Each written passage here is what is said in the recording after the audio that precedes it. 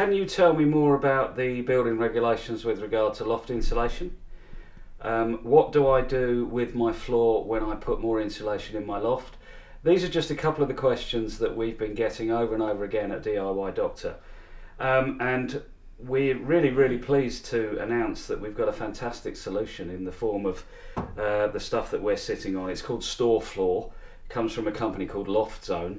And we're going to talk you through how it works, but a couple of things that we need to explain before that. This isn't a real loft. We've built this as a set in our studio. And in most people's lofts at the moment, you will see that you have some ceiling rafters and there's some pretty basic insulation in between. It should be 100 millimeters for the old regulations. If you look just down here, or if the camera can show just under this runner, there's 170 millimeters being added. 170 millimeters of insulation being added to that 100 mil, because the new regulations show that we need 270 millimeters of insulation. So this is a roll of 170 mil that we've got ready to add to this 100.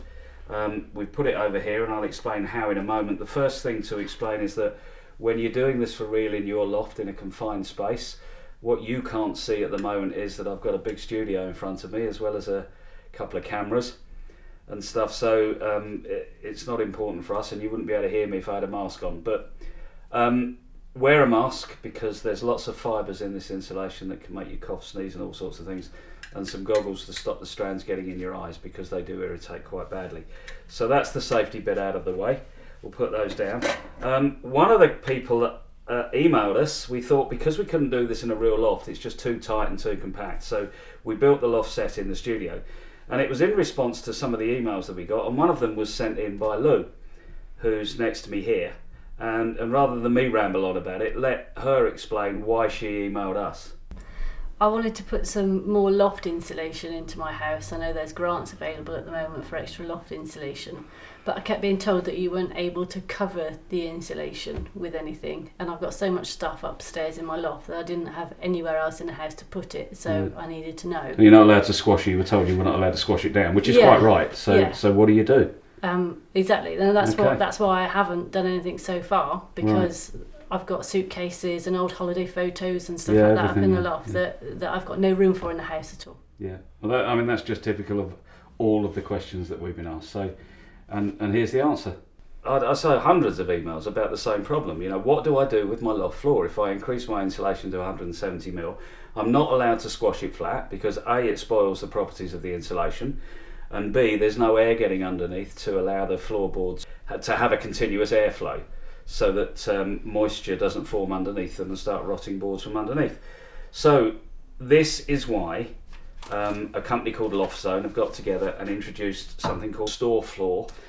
We're going to be putting some together in a moment, but basically it consists of some really simple bits and bobs. This is a tri-support. This fixes down onto your rafter, as you can see in front of me here, and there are two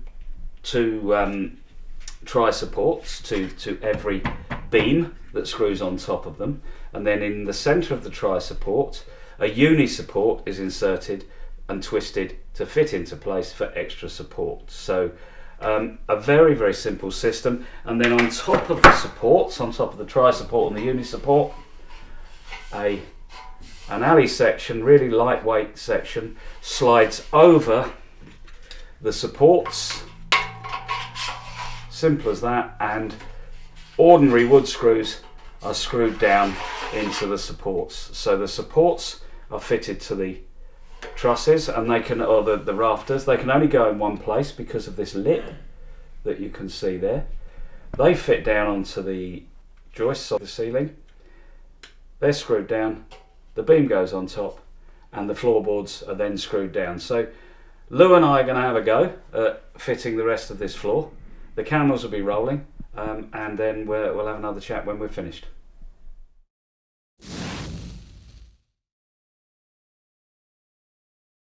Okay, we're ready to rock. We're in the loft, and Lou's going to put some of this stuff together.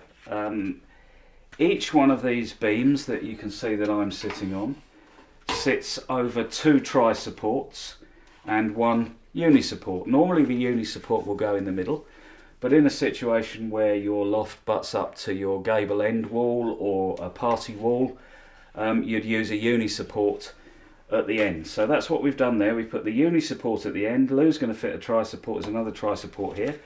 Each one of these is 1.22 meters away from the outside to outside. So they're 1.22 meter centers, and that's because the boards that we're going to be using are called loft boards, and they're 1.22 meters long.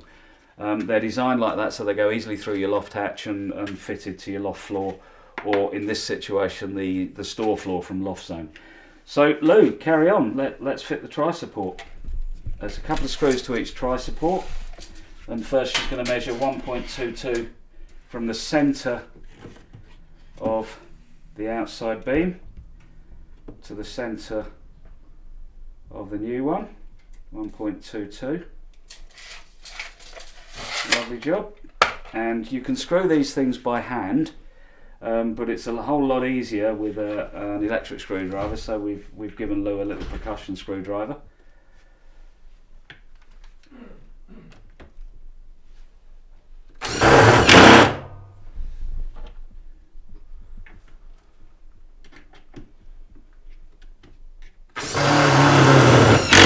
Perfect.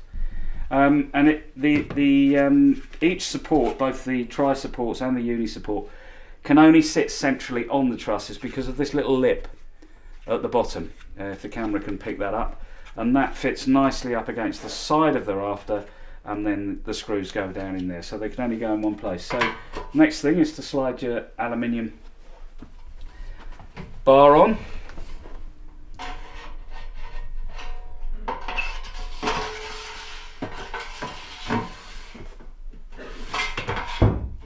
That's absolutely perfect.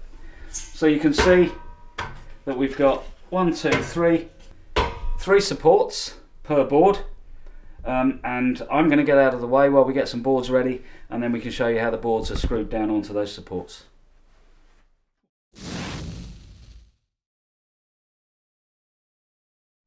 So just before we put our floorboards down, we need to fix the beam to the support brackets. And that's what Lou's going to do now. There are slots cut out of the alley brackets for fitting down into the supports. So you can move them along a little bit and line. There are already screw holes in the support brackets. So you can move the alley backwards and forwards till you find the screw holes. Screw the screws in by hand, which is what we've done. And then simply, Lou, if you want to fix that down.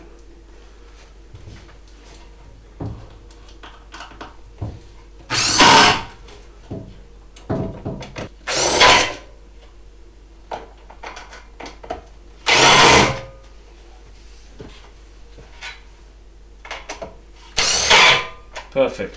It's quite normal, by the way, when you're screwing these in at home, that the tin itself will actually bend a little bit to accommodate the head of the screw, so that you end up with it fairly flush.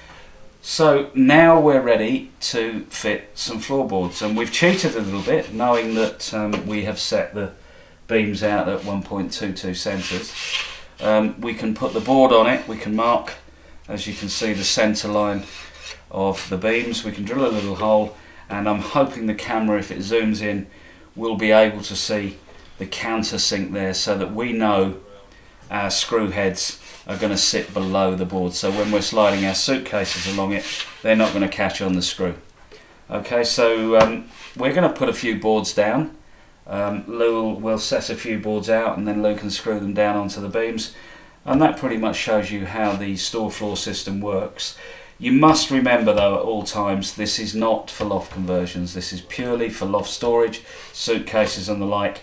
Building regulations do not allow for loft conversions without some very special adaptations to either your roof and sometimes the rest of your house as well, for fire regulations and stuff. So this stuff is purely for the loft and for storage. So we're going to get on and put a few boards down and then screw them in place. So we've laid 4 boards out, tongue and groove. When you buy a pack of loft boards, they come tongue and groove, so they just slide together, and that supports all of the joints.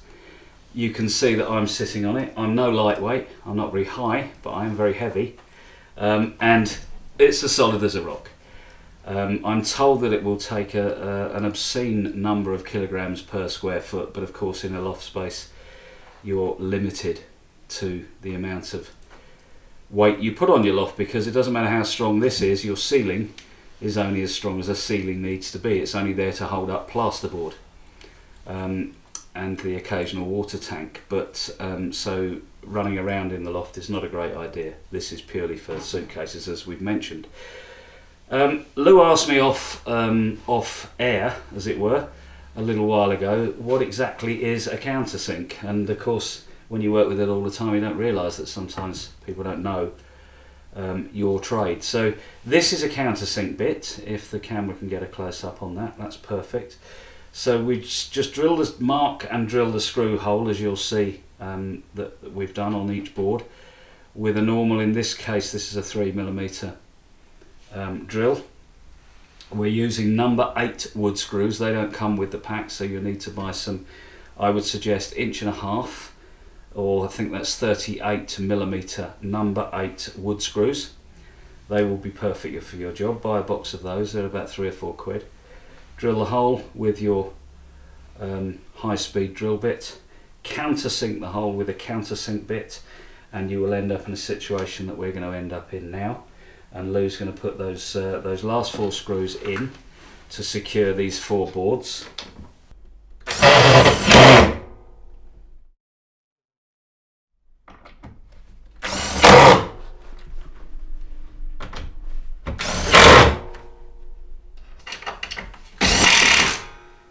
And you can see just how easy it is. To all intents and purposes, that is StoreFloor from LoftZone. It's a fantastic system.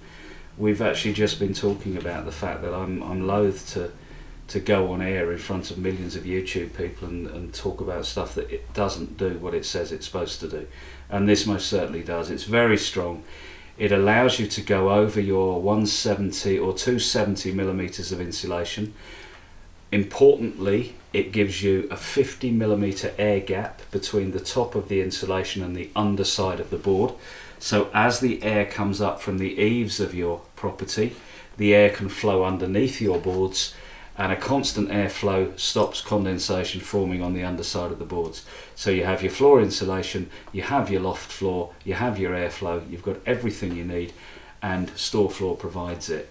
There is one final thing that we're going to show you just before we finish off, and that's how we insert the mid supports, the uni supports, after we've put the tri supports in to span the beams. So I'm going to get off here and we'll show you how to do that just before we finish. So the last thing that we've actually got to show you about how this StoreFloor goes together are the uni support brackets, and you can see that we have a beam in place, and this is screwed to 2 tri supports. The uni support goes in the middle for the extra support, and that's simply put in with the head going up into the underside of the uni support, and then it's twisted at 90 degrees, and then we pull that back, fitting it over the top of the rafter. The lip that I showed you earlier sits against the beam, the rafter, and then we'll just put 1 screw in to show you how that works.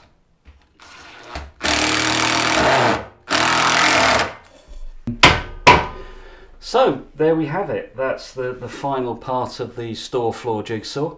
A very easy jigsaw. There are only 4 parts, 5 including the floor. It slots together very, very easily indeed. I would most certainly recommend it, and as soon as we've got these last couple of boards on, we'll have a chat with Lou and see what she thinks as a customer. And that's it.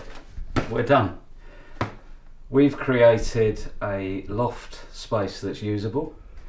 It will save you money because you can now fit the correct insulation and save your energy bills. You've got plenty of space to put your suitcases without squashing the insulation down, and I think it was easy to fit. But then I'm a builder, so for me it was quite easy.